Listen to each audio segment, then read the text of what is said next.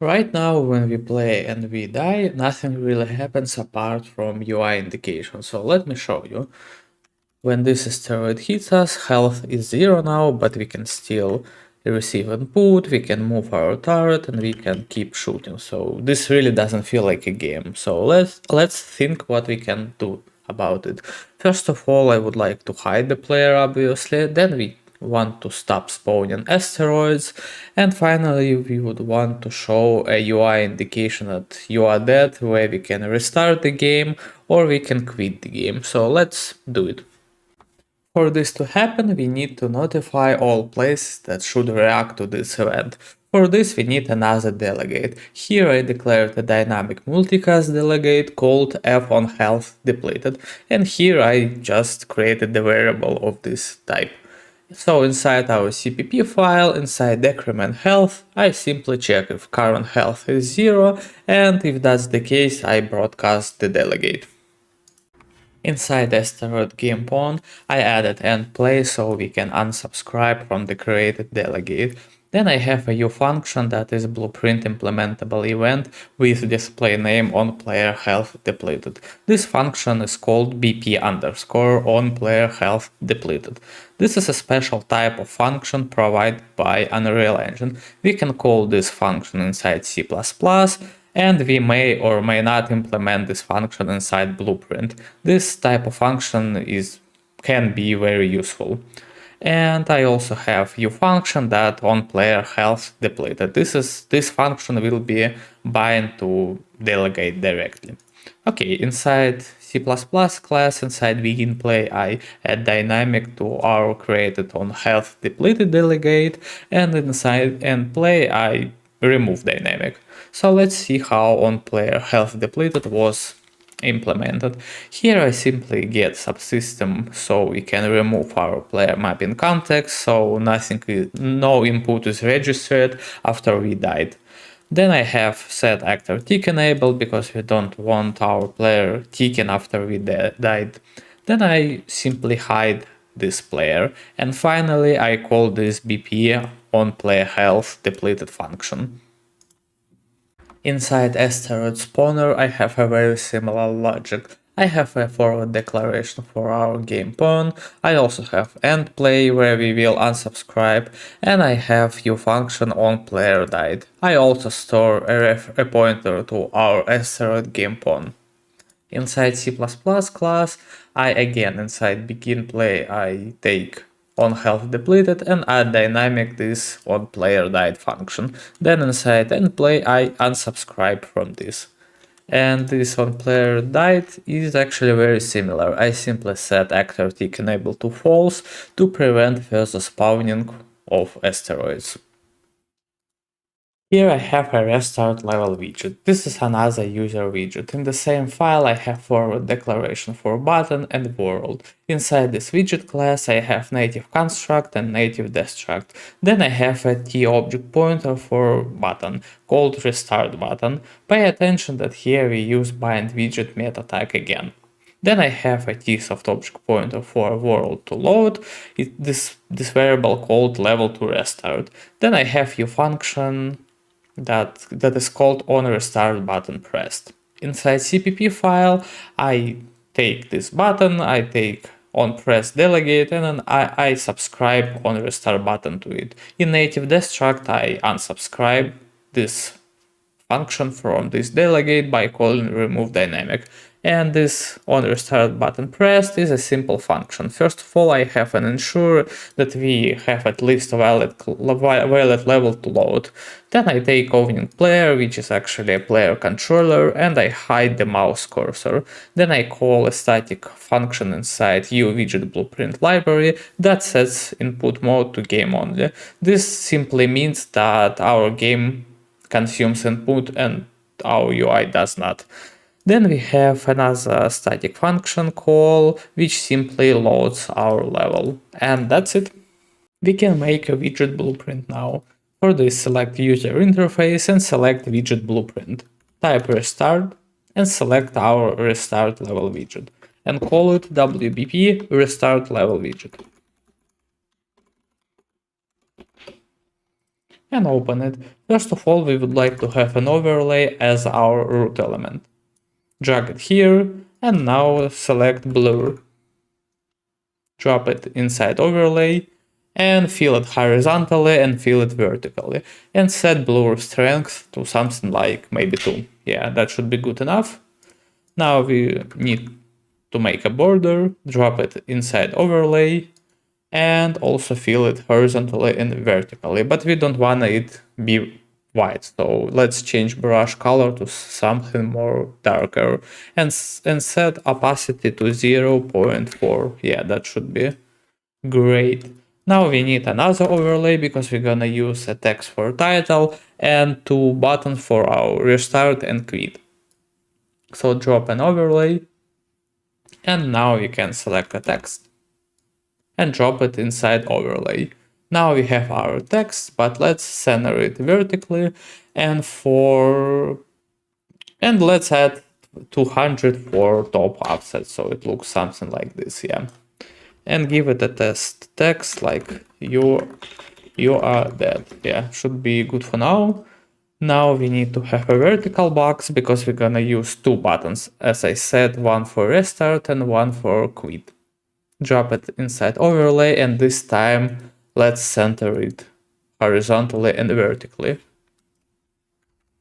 Then select the button and another text for the button, so you can drag text and drop it inside this button. Now we have a button and a text. Let's type restart here and duplicate this button. I am holding Ctrl and pressing D. As you can see, they are closely together and I don't really like it. So let's add some padding for second button. For example, maybe 50. Yeah, 50 looks about right, but I don't like that they are very small, and to change this size we actually need to resize a vertical box, but we center it. For this we need to wrap our vertical box with size box. Yes, and inside this size box we can now change the child layout, and I would like to override a mean desired width. Oops, to something maybe 300. Yeah, now I like how it looks. Okay, great, and as a final step, let's call it quit. Okay, now press compile, and as in previous time you see an error because restart button wasn't found inside our widget tree. Let's fix it. Simply call first button restart button. Great, now everything compiles and we can use this widget. Before we can use it correctly, we still need to provide a valid level. So select the root element, and you see here you can see level to restart. And here you have to select lmain. Yeah, now we can use this widget. We are going to create this widget inside our player blueprint. So here, remember we created this blueprint implementable event called onPlayerHealthDepleted. Now let's use it. Yeah, here you can see this event. Click on it, and here we can again create widget, connect this, get controller, connect this to opening player, and select our WBP restart level widget. And now we can add this to viewport.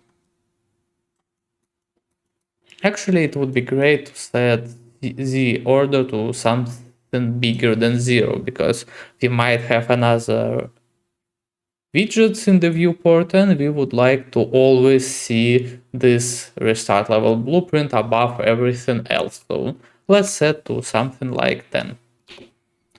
Now we can actually we cannot use this because when we die we still don't see a mouse cursor, so let's fix it. Drag this player controller and type, let's make reroute now, and now type set cursor, set show mouse cursor, set it to true, and now we can add another reroute, and we need to set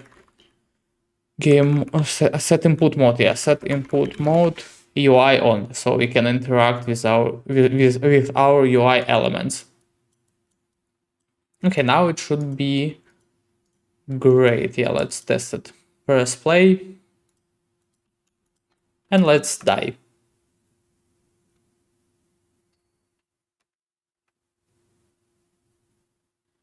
Yeah, great. We see our widget, we can hover elements, and now I see we forgot to hide our turret. We'll do it soon.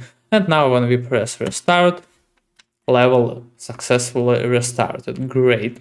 Let's fix this turret problem. For this, open your IDE and open asteroid game pawn. Inside on player health depleted, we need to do basically the same but for turret. So type if is valid,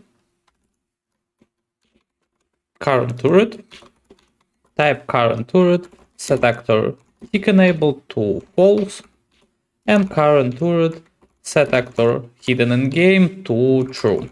Yeah, now we have the same logic for turret, and for this, because we added a small change, we don't need to completely shut down the editor, we can rely on live coding, and this is a good time to show you how you can do it. Open your editor and click on this icon. A new window will open, and you have to wait a bit. Usually it's quite fast, and as you can see, live coding was succeed. Now when we press play, our changes should be injected in the editor. So let's just see it. Yeah, now we died and we don't see this turret anymore. So yeah, that's how you can use this live coding. But if you change something inside your header file, for example, you add another variable and mark it with uProperty, this live coding won't work and you need to restart the engine. We are ready to discuss string management. Our project will use localization, so it's a good practice to start using string IDs right from the beginning. This way you won't need to change everything later when you are ready to add localization. For this we'll be using string tables. A string table is a collection of string pairs, a string ID mapped to its corresponding text. I'll show you how to use them. Let's create a string table. For this, navigate to Assets folder and create a new folder called string tables inside. Open this folder and create a string table. And call it st_asteroid. We'll need this table initially for creating this text, restart text, and quit text. So let's add them. Player lost text will be your dead. Click add. Restart will be restart. And quit will be quit. Great, now save the table, and now when you hover over any text and click on it, you can see its content and text field. Here you can click on this icon and select a string table. In our case it will be st_asteroid.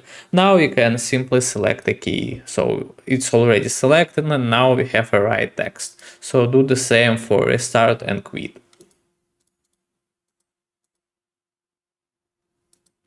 Yeah, see, it was updated to restart.